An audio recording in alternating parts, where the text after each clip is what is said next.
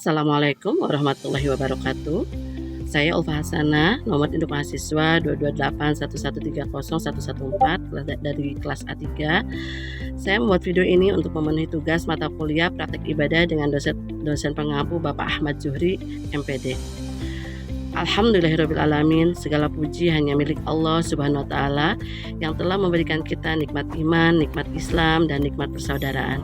Salawat serta salam semoga senantiasa tercurah kepada junjungan kita Nabi Muhammad Sallallahu Alaihi Wasallam, suri teladan umat manusia yang mengajarkan nilai kasih sayang, keadilan, dan keseimbangan dalam beragama. Hadirin dan teman-teman yang dirahmati Allah, pada kesempatan kali ini saya akan menyampaikan ceramah dengan tema moderasi beragama. Sebuah tema yang sangat relevan dengan kehidupan kita sebagai mahasiswa dan generasi muda di tengah masyarakat yang majemuk, khususnya di Indonesia. Pengertian moderasi beragama. Moderasi beragama berasal dari kata moderator yang berarti jalan tengah, tidak berlebihan dan tidak kekurangan.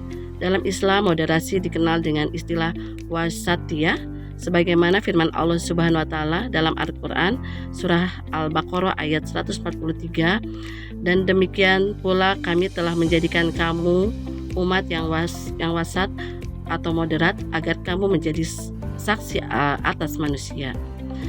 Ayat ini menegaskan bahwa umat Islam adalah umat yang adil, seimbang, dan tidak ekstrim. Moderasi beragama bukan berarti mengurangi ajaran agama, apalagi mencampur adukan akidah.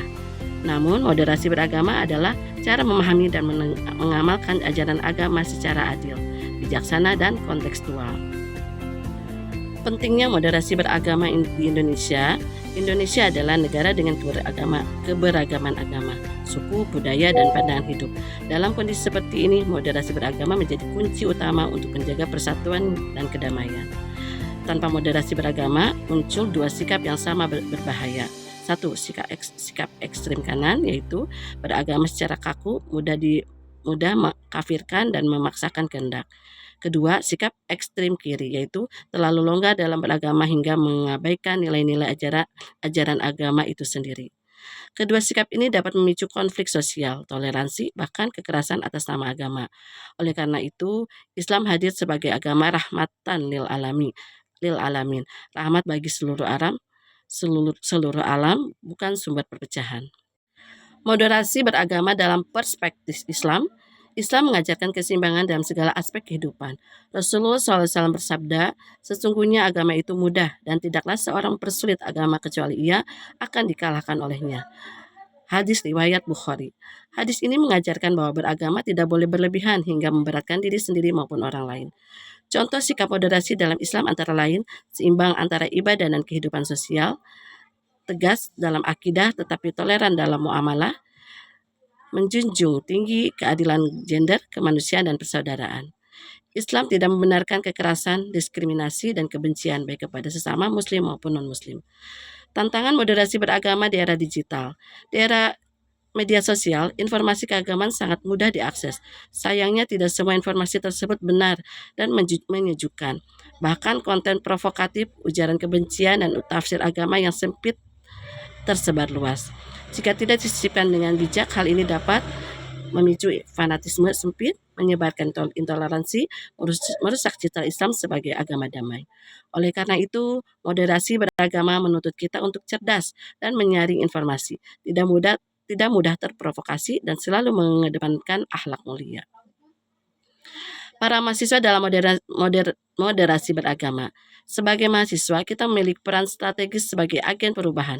Mahasiswa tidak hanya dituntut cerdas secara akademik, tetapi juga matang secara spiritual dan sosial. Peran mahasiswa dalam moderasi beragama antara lain: 1. Menjadi teladan sikap toleran di kampus dan masyarakat. 2. Melawan narasi ekstrim dan radikal dengan ilmu dan akhlak. 3. Menyebarkan konten keagamaan yang damai di media sosial. 4. Menghargai perbedaan pendapat tanpa saling merendahkan. Mahasiswa pendidikan agama Islam khususnya memiliki tanggung jawab moral untuk menyampaikan Islam secara humanis, adil, dan kontekstual, bukan dengan cara menghakimi. Moderasi beragama juga berkaitan erat dengan keadilan sosial dan kemanusiaan. Islam menolak segala bentuk diskriminasi, termasuk atas dasar gender, status sosial, dan latar belakang budaya. Allah Subhanahu wa Ta'ala berfirman dalam surat Al-Hujurat ayat 13, sesungguhnya yang paling mulia di antara kamu di sisi Allah adalah yang paling bertakwa. Ayat ini menegaskan bahwa kemuliaan manusia tidak ditentukan oleh jenis kelamin atau kelompok, melainkan oleh ketakwaan dan akhlaknya. Dengan moderasi beragama, kita diajak untuk menghormati hak perempuan dan laki-laki secara adil, menjunjung nilai kemanusiaan, menolak kekerasan dan penindasan atas nama agama. Sebagai penutup, hadirin yang saya muliakan, moderasi beragama bukanlah konsep yang melemahkan iman, tetapi justru menguatkan nilai-nilai Islam yang sejati. Dengan moderasi beragama, kita dapat hidup berdampingan secara damai, adil, dan saling menghormati dalam keberagaman. Mari kita jadikan moderasi beragama sebagai cara berpikir, bersikap, dan bertindak baik di dunia nyata maupun di dunia digital.